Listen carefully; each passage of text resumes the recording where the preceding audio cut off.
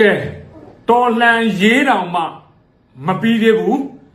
စစ်ခွေးတွေဘဝဟာအခုတည်းကလူရမွေနဲ့ဘဝရောက်ပြီဒါကတော့ဗိုလ်ချုပ်ကြီးကျော်စွာလင်းရဲ့တမီးကိုဂျပန်မှာဘွိုင်းကော့လှုပ်ကြလို့မခံမရက်နိုင်ဖြစ်နေတဲ့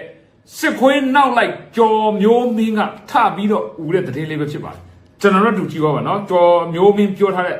စကားလေးနားထောင်ပါပါဝေးကျော်သားလင်းရဲ့တမီးလို့သိရပါတယ်အဲ့ဝေးကျော်သားလင်းရဲ့တမီးကိုဒီဂျပန်ရောက်မြန်မာတွေကအခုဘွိုင်းကော့လုပ်တယ်ဆိုတော့ကိစ္စလေးဒီနေ့ပေါ်လာပါတယ်ရှောက်တော့မဟုတ်ပါဘူးဒီဘုံကြီးကျော် sorry ဘုံကြီးကျော်သားလင်း sorry ဘုံကြီးကျော်သားလင်းကျွန်တော်ပြောပါလို့ပါပြောနေတဲ့ပုံကတော့ကွာဟိုတခိုးလိုလိုဂျဘိုးလိုလိုမင်းသူများဆိုပြပြနှစ်နှစ်ပြောတတ်တဲ့ကောင်မင်းအခုပြောနေရုပ်ကိုမင်းကြည့်ရဟမ်ဒီကျော်သားလင်းတရနံပါတ်တက်မတော်နံပါတ်3ကောင်းတော့ဘုံကြီးကျော်သားလင်းရဲ့သမီးပေါ့နန်းလင်းလဲလို့နန်းလင်းလဲဦးလို့ခေါ်မလားပေါ့နော်ခုနာမည်ကနန်းလင်းလဲဦးလို့ခေါ်မှတယ်သူကကျိုတိုတက်ကတူမှာတက်ကတူတက်နေတဲ့ကလေးမလေးပါသူကကျိုတိုတက်ကတူမှာတက်နေတဲ့ကလေးမလေးပါသူပုံလေးကြည့်တော့လေတကယ်ဗျာဟိုတော်တော်ချောချောလေးပါဟိုဂျမန်လူလေးလိုပဲချောချောလေးဒီကောင်မလေးကချောချောလေးပါဆိုတော့သူကကလေးတယောက်လူငယ်တယောက်ပေါ့နော်လူငယ်တယောက်နေနဲ့ကျိုတိုတက်ကတူမှာသူကဘယ်လိုပဲဖြစ်စာဝဲကြောင်းတက်ပြီးပညာသင်ကြားခွင့်ရနေတဲ့ကိစ္စကိုအဲ့ဒါကိုအခုဂျပန်ရောက်မြန်မာတွေကထပြီးတော့ကန့်ကွက်တာတွေလုပ်တယ်ကျိုတို University ကိုတခါတည်း post တွေတင်သူတို့ live ပြီးတက်ပြီးတော့ပြီးလို့ရှိရင် comment တွေပေးပြီးတော့ဒုက္ခတွေပေးတာတွေ့ရတယ်ဥပမာဆိုကြပါစို့အဲ့ဒါကမင်းတို့ဘက်ကကြည့်ရင်တော့သူ့သူကြောင်းတက်နေတဲ့ကလေးမှမှန်တယ်လေငါတို့ပြည်သူဘက်ကကြည့်လို့ရှိရင်အဲ့ဒီကလေးမှသုံးစားနေသုံးဆွဲနေတဲ့ငွေကြေးရစပြီးတော့ဒီကလေးမှမိသားစုရထားတာဒီကျော်စွာလင်းရဲ့စစ်သားလာကတွေလားတိုင်းပြည်ရဲ့ငွေတွေလားလာမမပူနဲ့ကျော်မျိုးမင်းအဲ့ဒီဘဝတွေဆက်လာမှာအဲ့ဒီအလုပ်ကိုတွားလုပ်တဲ့ဒူတိုင်းအဲ့ဒီဘဝကိုခံစားရမှာမင်းတို့ထင်တာကနော်ဒီနှစ်ပေါင်း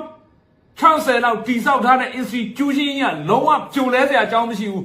ခေတ်ဆက်တော်လှန်ရေးတွေလှုပ်လာတယ်တက်ကပဲနိုင်တယ်ဒီနေ့ချိန်နဲ့တက်ကပဲနိုင်တယ်ဆိုရင်တော့ကြိုက်တယ်လို့လုပ်ပါနော်အကယ်၍အဲ့ဒီမင်းတို့ရဲ့တက်ကမနိုင်ဘဲနဲ့ပြည်သူနိုင်သွားရင်မင်းတို့အဲ့ဒါလေးကိုတွေးမိကြရတာဘွိုင်းကော့တွေမဟုတ်အကုန်လုံးမှာနော်အခုအနုပညာ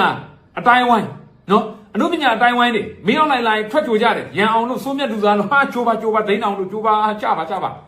ပေမဲ့ကိုယ်လက်ကြရင်အဲ့လိုမអော်ချင်းနော်ဟာငါတို့အနုပညာသမားတွေဘွိုင်းကော့လို့တော့မလဲဘူးနော်အဲ့ဒီတက်လာတဲ့အစိုးရလက်ထက်ကြရင်တော်နိုင်ရဲ့အလွန်မှာတက်လာတဲ့အစိုးရလက်ထက်ကြရင်သိလားအစိုးရကမလုပ်ရင်တော့နောက်ဆုံးပြန်နိုင်ငံရေးပွဲတစ်ခုနိုင်ငံတော်အခမ်းအနားနဲ့ပတ်သက်တဲ့တစ်ခုမှာရန်အောင်ဆောက်ချက်မရှိတဲ့ရုပ်နဲ့လာမယ်ဒိန်းတောင်ဆောက်ခွက်ဆက်ဖြဲဖြဲနဲ့ကြောင်စပတ်ရုပ်နဲ့လာမယ်ဆိုရင်ဒီအစိုးရကလက်ခံတော့အောက်ကပြည်သူကလက်ခံမှာမဟုတ်ဘူးဘာဖြစ်လို့လဲသူတို့လိုဂျုံယူတွေကြောင့်မအားလားလို့အာနာယူဟာ9နှစ်ရှိပြီအခုမပြုတ်ကြသေးတာအဲ့ဒါမဲ့အဲ့တော့ဘာဖြစ်ကြလဲဒီတိုင်းဒီမှာမသေးသင့်မဲနဲ့ပြည်သူတွေအသက်တွေသေးရတယ်နော်မစသေးသင့်မဲနဲ့ရဲဘော်တွေအသက်တွေစသေးရတယ်အဲ့ဒီအားလုံးရဲ့တရခန်ဒီလိုအတိုင်းဝိုင်းကြောင့်အဲ့ဒီချိန်ကြရင်လည်းကောင်းထိမှာမပူနဲ့လူအတိုင်းဝိုင်းအပြင်ဘက်ကိုရောက်မှာအခုကျော်စာလင်းရဲ့တမီဟုတ်တယ်နော်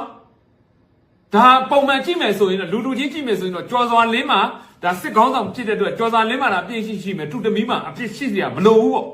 ဒါကဟုတ်တယ်ဒါပေမဲ့လို့လောကတဘာဝတက်ရောက်မှုတွေကအဲ့လောက်နဲ့မရဘူးလေဂလုံဥသောမြည်ဂလုံဥသောလောက်ရတဲ့အပြစ်ကဂလုံဥသောနဲ့ပဲဆိုင်တယ်လေဒါပေမဲ့ဒီနေ့အချိန်ထိဂလုံဥသောမိသားစုကိုမင်းတို့မြမအတိုင်းဝိုင်းကဘယ်လိုကျင့်ထားတယ်အဲ့ဒါတဘာဝပဲအဲ့ဒါတဘာဝတွတ်တူဖြစ်တတ်တဲ့တဘာဝနော်အဲ့တော့အဲ့ဒါတွေကိုသိမယ်ဆိုရင်ကြော်စွာလေးအနေနဲ့သိရမယ်ငါဒီလမ်းကိုပြည်သူနဲ့စန့်ကျင်ဘက်လမ်းကိုလှုပ်ပြီးတော့ဒီစစ်တပ်မှာပြည်သူနဲ့စန့်ကျင်တဲ့နေရာကနေရင်ငါမိသားစုလည်းတလို့ခံစားရမယ်ဆိုတော့သူတို့သိရမယ်နော်အခုကျော်မျိုးမင်းရဲ့တားလေးဘယ်သူလဲမပူနဲ့တစ်ချိန်ကျရင်မင်းသားသမီးတွေလည်းအဲ့ဒီဘဝရောက်မှာပဲဘာဖြစ်လို့လဲအဲ့ဒါတွေအားလုံးလှုပ်ခဲ့တဲ့တေခံမင်းလှုပ်ထားတာလေမင်းကကောင်းမွန်ရက်တီပြီးတော့ပြည်သူဘက်ကရက်တီထားမယ်ဆိုမင်းကြံပြခဲ့တဲ့မျိုးဆက်ကအဲ့လိုထိစရာအကြောင်းမရှိဘူးငါပြည်သူနဲ့စန့်ကျင်ဘက်ကိုရက်တီပြီးတော့ငါပြည်မင်းတို့စစ်ခွေးတွေနဲ့ပေါင်းပြီးတော့ကိုစီဆိုတဲ့ကောင်ကနေတိုင်းငါအပါဝင်ငါနဲ့ကြံပြခဲ့တဲ့မိသားစုပြည်သူကယုံမှာပဲအဲ့ဒါကိုတော့အပြစ်ပြောလို့မရဘူးဒါလောက်တဲ့သူပေါ်မူတည်တယ်ချင်းလေးဟုတ်တယ်နော်အဲ့တော့ချီးတိုင်ပြီးတော့စန္ဒကုနဲ့မထွက်ချင်တယ်လေကွာမင်းတို့ကင်ထားတာချီးလေကိုယ့်ကိုတိလေဟမ် ဒီဘိုးကြီးကျော်တော်လေးရဲ့သမီးနန်းလင်းလက်ဦးကိုတချို့တက်ခွင့်ပေးတာဒါပွင့်လည်းပြောရင်ပြစ်တင်ရှုတ်ချပါတယ်ဒါတွေကဒီလိုမလုပ်သင့်ဘူးပေါ့ဗျာစသဖြင့်ပြောတယ်ကျွန်တော်တို့ပွင့်လည်းပြောရင်တော့ပညာရေးနဲ့ပတ်သက်ပြီးဘိုးချုပ်ကြီးရဲ့သမီးရဲ့ဖြစ်ဖြစ်ဘိုးချုပ်ကြီးရဲ့သမီးရဲ့ဖြစ်ဖြစ်ဘယ်သူမြည်ရဲ့ဖြစ်ဖြစ်ပညာရေးကဘယ်သူမဆိုရပိုင်ခွင့်ရှိတယ်ဘယ်နိုင်ငံမှမဆိုပညာရေးနဲ့ပတ်သက်ဘယ်သူမှမလို့ကန့်တတ်ရတယ်ဆိုတော့မလုပ်သင့်တဲ့အရာပညာရေးဩအဲ့လိုလားကန့်တတ်ထားမလို့အဲ့ဆိုရင် CDN တွေကိုလိုက်ဖမ်းတာပါဖြစ်လို့ဟမ် CDN စစ်ကောင်စီရဲ့မင်းအောင်နိုင်အာဏာသိမ်းသောအောက်မှာတောင်ဝင်မထမ်းဆောင်ဘဲနဲ့အလုတ်ထွက်ပြီးတော့အပြင်မှာနော်နိစ္စရတင်းနေတဲ့ CDN ဆရာမတွေကိုအတေရရအရှင်ရရလိုက်ဖမ်းတာကဘာကြောင့်လဲဟမ်ကြောင်းတက်နေတဲ့ကလေးတွေလွတ်မြောက်နေမြေမှာနော်ကြောင်းတက်နေတဲ့ကလေးတွေရဲ့စာတင်ကျောင်းပေါ်ဘုံလိုက်ကျဲချတာဘာကြောင့်ပညာရေးကလူတိုင်းရပိုင်ခွင့်ရှိတယ်ဆိုပြီးလောက်เสียအကြောင်းမရှိဘူးလေမင်းတို့မင်းအောင်နိုင်လက်အောက်မှာပညာမတင်ခြင်းတို့တောင်းဝင်မထမ်းဆောင်ခြင်းတို့သူ့သူနှုတ်ထွက်တာလေတူတင်ခြင်းပေးခြင်းနဲ့တူတင်ပေးတာလေဒါပေမဲ့ CDN ကျောင်းဆရာ CDN ဆရာမတွေကိုမင်းတို့ဘလောက်တောင်မှလူတက်သမားမဒိန်းသမားတွေကိုထောင်ထဲကလွတ်တယ်အဲ့ဒီ CDN လှုပ်ပြီးစာတင်နေတဲ့ကျောင်းဆရာတွေဆရာမတွေကိုမင်းတို့တွေအညိုးတကြီးနဲ့လိုက်လံဖန်ဆီးတက်ပြတ်နေတဲ့အချိန်မှာမင်းမဆက်ကဘာဖြစ်လို့မပြောတာအဲ့ဆိုဟမ်ဟာပညာရေးတင်တာသွားလို့လုပ်လို့မရဘူးလေမင်းဘာလို့မပြောတာလဲဟမ်အဲ့ချိန်မှာပြောလေကွာဟမ်မင်းတို့ထိမှမင်းတို့နာတယ်ပေါ့ဟုတ်လားဟိုလိုက်ပြီးကန့်သက်ပိတ်နေမယ်ဆိုရင်ဒါပွင့်လည်းပြောတော့ပညာရေးပိတ်နေသူသားလေးဒီမိုကရေစီကိုနားမလဲတာအဲ့တော့ဒီကိစ္စမျိုးကတော့ကျွန်တော်တို့ပွင့်လည်းပြောမှာဒီဂျပန်ရောက်မြန်မာတွေကအဲ့ဆိုမင်းအောင်နိုင်ကိုရင်ပြောပညာရေးကိုပိတ်ကတ်တာဒီမိုကရေစီနားမလဲဆိုမင်းအောင်နိုင်ကိုရင်တော့ပြောတချို့သောမြန်မာတွေကတော်တော်ဆိုးတယ်ဗျအဲ့လူတွေကြည့်တော့လေသူတို့က overstay တွေဖြစ်ဖို့များတယ်နောက်တစ်ခုကဟိုဗီဇာတွေမရှိတော့တဲ့လူတွေသို့မဟုတ်လည်းဒီဂျပန်နိုင်ငံသားခံထားတဲ့လူတွေသို့မဟုတ်ဂျပန်မှာ PR နေတဲ့လူတွေဖြစ်နိုင်ပါတယ်ဂျပန်နိုင်ငံသားစစ်စစ်တွေမဖြစ်နိုင်ဘူးเนาะအဲ့တော့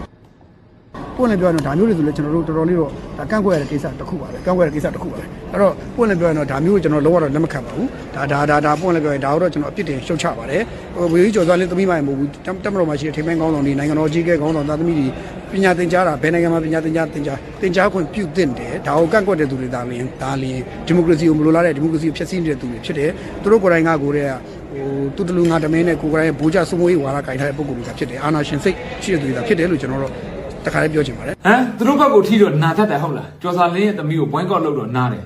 ဘွိုင်းကော့လုပ်တယ်ဆိုတာရိုးရှင်းတယ်လေဟမ်ဘွိုင်းကော့လုပ်တာရှင်းပါလေလူရမတွင်းတာလေအဲ့လောက်ခံခက်တာမရှိဘူးဒါပေမဲ့ဘွိုင်းကော့လုပ်တာလေရှင်းချင်းလေးလူရမတွင်းတာငါတို့အတိုင်းဝိုင်းနဲ့ဒီဟာတွေကိုမဝင်လာခိုင်းနဲ့မပတ်သက်ခိုင်းနဲ့နော်ဒါပေမဲ့ခံရခက်တာလားဘွိုင်းကော့လုပ်တာလောက်ခံရခက်တာမရှိဘူးနော်အဲ့တော့လက်ရှိစစ်အတိုင်းဝိုင်းကဒီတိုင်းခံရမှာဒါတော်လိုင်းမပြီးသေးဘူးနော်တော်လှန်ရေးမပြီးသေးဘူးဘာဖြစ်လို့လဲမင်းတို့စစ်တပ်ကနေလှုပ်ထားတဲ့ပြည်သူအပေါ်ကိုရဲရဲဆက်ဆက်တတ်ထားဖြတ်ထားဖမ်းဆီးထားမနဲ့ဖမ်းဝညအလောင်းလာဖို့နော်ခက်ကိုပြောင်းခြင်းခေါင်းကိုပြစ်ဆိုပြီးတော့ရဲရဲဆက်ဆက်တတ်ဖြတ်ထားတာတွေအားလုံးဟာအကုန်လုံးပြန်ခံမှာနော်အဲ့ဒါအားလုံးခံမှာပြည်သူကမင်းတို့ပေါ်ခွင့်လွတ်တောင်မှလောကကြီးကမင်းတို့ခွင့်လွတ်လို့မရဘူးအဲ့တော့ကြော်စွာလေးကိုဟိုသမီးကိုထိမှနာတတ်တာလားဒါအစမ်းပဲရှိသေးတယ်နော်အစမ်းဘယ်လိုဟာမျိုးလဲဆိုတော့တို့တော်လိုင်းစကားနော်တော်လိုင်းစကားတူးမီနဲ့ပြစ်ပြီးတော့ပြေးတဲ့အချိန်မှာပျောက်ကြားစစ်ပုံစံမျိုးပြစ်ပြီးတော့မင်းတို့စစ်ကြောင်းတွေမင်းတို့စခန်းတွေကိုပြစ်ပြီးပြေးတဲ့အချိန်မှာမင်းတို့ဘာပြောလဲဟမ်မင်းတို့ပြစ်ပြေးနေပါကွာတဲ့မင်းတို့စခန်းတွေကိုလိုက်ပြစ်တော့မင်းတို့စခန်းတစ်ခုကိုတိမ့်ရပါဘာဖြစ်နေညာဖြစ်တယ်ပြောအဲ့ချိန်မှာတော်လိုင်းဘက်ကလူတွေဘယ်လိုပြန်ပြောလဲဒါအစမ်းပဲရှိသေးတယ်ပြောတယ်မလားတဖြည်းဖြည်းနဲ့ဘယ်လိုဟာမျိုးတွေလာတယ်အေးအဲ့လိုပဲအခုလဲဒါကျော်စွာလင်းသမီးကအစမ်းပဲရှိခဲ့တယ်ရာဇယ်အဆင့်လောက်ပဲကွာဟိုဘွဲတွေပါပေးကန်နေကြလို့ရှိရင်မင်းတို့ဟိုမှတ်မိအောင်လို့ပထမတစ်ခါအရင်လုပ်ပြတယ်မလားရာဇယ်အဆင့်မရှိသေးတယ်တိလားနော်အဲ့တော့အဲ့ဒီအလုပ်ကိုတွားလုပ်ရင်ဘဒူဖြစ်ခံရမှာကျော်စွာလင်းသမီးမို့ခံရတာမဟုတ်ဘူးနော်ဘုံချုပ်ကြီးကိုစီဆိုရင်လည်းအဲ့ကိုစီရဲ့တာသမီးခံရမှာပဲပြည်သူကိုစိုက်နေမဲ့လုပ်အဲ့ဒါရှင်းလေးအဲ့တော့အဲ့ဒါအခုလက်ရှိနီပေါ်မှာကြည့်နီပေါ်မှာတလောက်မီးရှို့ဖြစ်စီအကြမ်းဖက်ပြီးတော့အစံနှပြကြတယ်ဒါပေမဲ့နီပေါ်နိုင်ငံကအင်အားစုတွေဟာဘာဖြစ်လဲတွန့်ဆုံဆွေးနွေးညှိနှိုင်းပြီးတော့အဖြေရှာပြီးတော့ရအောင်တိုင်းပြည်ကိုငြိမ်အောင်ထိန်းသွားတယ်မင်းတို့အဲ့ဒီကြော်စွာလင်းအပါဝင်မင်းတို့စစ်ခွေးကောင်းဆောင်တစုကဘာလုပ်လဲငြိမ်းချမ်းသာနဲ့လက်သုံးချောင်းထောင်ပြီးစံနှပြတဲ့ပြည်သူကိုမင်းတို့ရဲရဲဆက်ဆက်ပြစ်တတ်တာလေဟမ်ပြည်သူကဘလောက်စီးကန်းရှိတယ်အရှိကစံနှပြသွားတယ်အနောက်ကအမိုက်လိုက်ကောက်ပေးတဲ့အဖွဲ့ကတတ်ရှိတယ်အပြတ်မောက်လုပ်ဖို့ဆိုတာဝေးအဲ့ဒါလို့ပြည်သူကိုလက်သုံးချောင်းကိုမယူဘဲနဲ့မင်းတို့လက်နက်ကင်တာကိုယူတာလေအဲ့တော့အဲ့ဒီစိုးကြိုးတွေအားလုံးကိုမင်းတို့ခံရမှာပဲကိုခံရမဲ့အလှည့်ကြမှာမငိုပြနဲ့သိလားပိတ်တာတွေမျက်ရည်မြေမကြကောင်းမှတ်ထားမင်းတို့